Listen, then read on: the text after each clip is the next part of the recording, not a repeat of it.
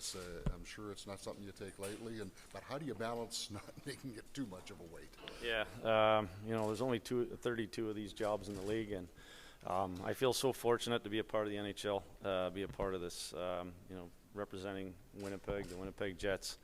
Like I said, it's been a big circle. When it started coming here, would never have dreamed that I'd be sitting here today in this position. Like I said, I was just always first aspirations would become an NHL player, and now to be here today, it's like I said, it is a dream come true. This is sort of chapter 2 of my life after being a player, being a coach, and to get this chance, they don't come easy, and I feel very very thankful for this opportunity. As you approach the season, whether it's going into training camp or preseason, or even when the 2 points start to matter, how much of a balancing act will there be to not forget the success you achieved last year during the regular season, but by the same token know how much more is needed?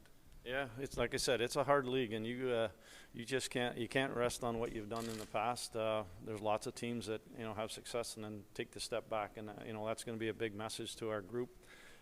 We did a lot of really good things because we worked at it. Guys bought into how we needed to play. Like I said, we feel like we have a pretty good handle on what it takes to be good in this league, and one of those areas is defending. You hear coaches talking right now at this time of year. Everybody talks about your play without the puck in the playoffs. Your play without the puck, certainly through the regular season is so important. And that's been an area that we had to get buy-in, and I really feel we've really gotten that from our group, and we've got a little bit of a recipe for success that way, and we have to build off it. I heard you talking to Sarah Lesky in that first interview you did about maybe your first chance of being head coach of Columbus, things maybe didn't go as you'd planned. What are the things like from that if you could have a do-over, or just looking back on maybe you would have wished you handled better? Yeah, I mean, like I said, we were as a staff, we were all young first time. Yeah. You think maybe you have all the answers and realize you don't. Like I said, it's a hard league. I think when it comes to me, personally handling some situations better. There's a little bit at that time, 12 years ago, maybe a little bit more of the old school of bark and not having more bark and less of the teaching, and so that's an area for me that I think that I've really grown. All the way up to this last 2 years with Rick, the people skills, working with people, the players, building relationships, I think is number one in this business. Obviously the player today is so much different than what it was even 5 years ago, let alone 12 years ago. That's all part of it. The relationship part to me is the single biggest thing. If they don't believe in me, and if they don't think I believe in them, then we're not off to a very good start. And I've got a really good relationship. I feel that I've built over here the last 2 years with these guys, and I just want to continue to work forward with that. Just to expand on what you were saying about your timeline for your assistance plan. You said this week, working on a staff this week, so do you have a deadline in place? Well, I want to get ahead of some of these teams because there are a lot of teams looking. If you wait too long, you're going to get kind of box yourself out.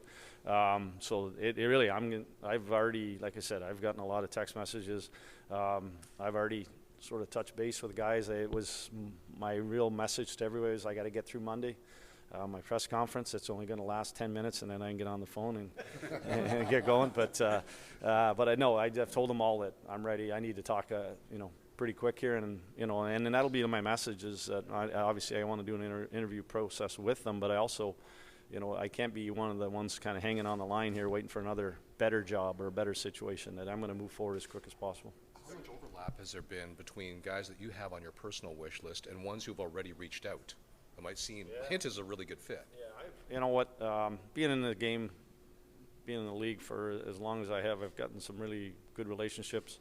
We see each other lots at conferences or at the draft, those type of things. So I got an idea who was available, and then, like I said, I'm actually quite surprised. I've gotten a number of new names that I hadn't thought of, and so some that you guys maybe haven't heard about that are maybe looking to change positions. So it's just I'm just trying to get them in a batting order now, and this will be part of sitting down with Chevy and the staff kind of looking at the names, and then I'm going to kind of work out and see who really wants to be here.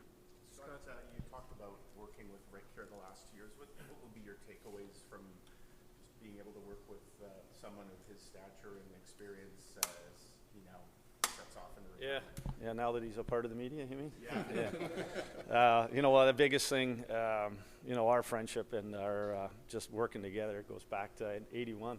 I played with him, had him as an assistant coach, had him as a head coach. Got to work with him while I was here with the Moose. He was in Vancouver. Obviously, these last 2 years have been special. He's been through a lot in his career, and just to listen to him talk, how he goes about his daily business, his preparation, you know, his relationship building. Like I said, you know, it's amazing that he does every day. He makes sure that he touches base with everybody, and it's just something that I want to make sure I continue to do. It's something I learned from.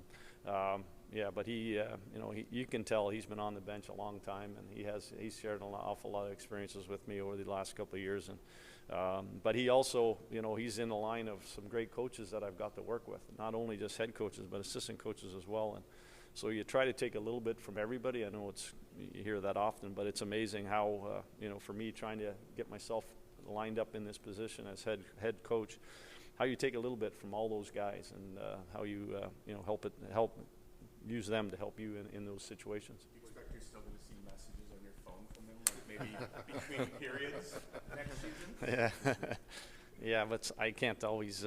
Some of them are explicit, so I got to be careful. So. What did you think of his work on Hockey Night over these last weekends? Fantastic. I can't believe he's giving half our systems away, though.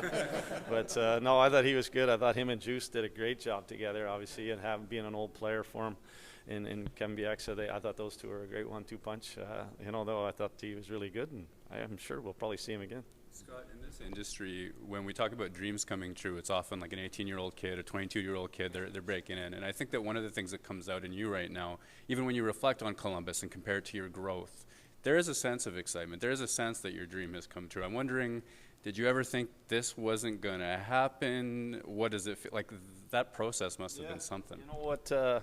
Sort of one of the darkest times for me in coaching, probably in hockey, was when I got fired in Columbus. I had never been through it, and it took a long time to get over it. There was, whether it was anger or whether it was, you know, doubt, whatever it was, it took a while. And you can ask my wife, you can ask my kids, even some of my friends. I was a grumpy person, and you know, I really and the best part was that I got an opportunity to go right back into it. Got to go to New York with Alain Vigneault.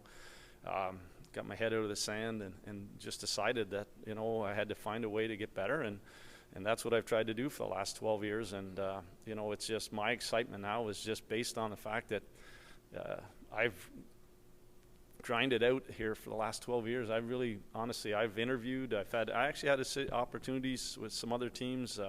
I've talked to other teams. I got in sort of the short list of other teams, but you know, until now, this is the reality that I'm finally back, you know, as a head coach, and I'd like to think that the hard work is all paid off. How did you pull yourself out of it, Scott, on that reflection part? You know what? That was just getting back to work, getting back in, and then first of all was, you know, looking at, you know, honestly looking at why it didn't work. You know, just whether it was talking to players that I coached, or whether it was talking to assistant coaches, management.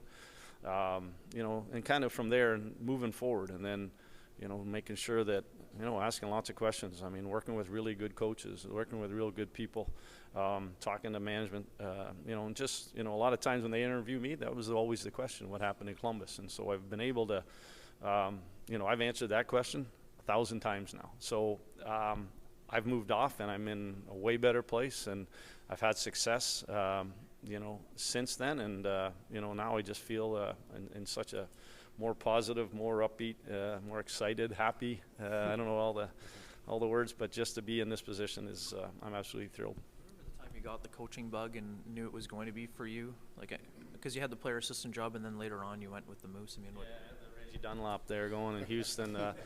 You know what?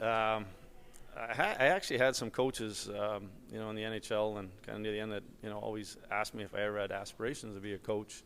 You know, I hadn't really thought of it. I thought no chance I would ever want to do that. But as I got older, like I said up there, just the opportunity to stay in the game To be on the bench is the next best thing to being a player, to feel the rush of the game, the emotion, the excitement that happens there amongst those players, to have success with players, with a team. There's nothing better. And then ultimately for me, my dream has always been, like any hockey player, has always been to win a Stanley Cup. It still is my number one aspiration. And you know what, at the end of the day, I still watch these teams, raise that cup. The only one I didn't watch was when we lost to LA and when I was with the Rangers. But that I want that to be us one day. I want that to be us, to have that chance, this city, this province, to have that chance, and that's why I'm here every day. Part of the success is the young guys coming from the Moose. Your relationship with head coach Mark Morrison, and just understanding what it's needs as a former Moose coach for those young guys to get that jump up to the NHL. Yeah, they're so important. Like I said, the salary cap, where we're at, being cap team. Having veteran guys that are going to be here. You need the young guys not only to help you with the cap and alleviate you a little bit that way. You also need you need that young blood to kind of push too. And every team has some young talent, and we have some good young kids that when they're ready to go, hopefully that they're going to step in and help us to be better. I got lots of confidence in Mo. He's a good coach. We won a World Juniors together way back, and we have a good relationship. So I know he did a great job in the second half of the year turning that ship around, and he's got a real good insight on a lot of our young players that I'm certainly going to lean on.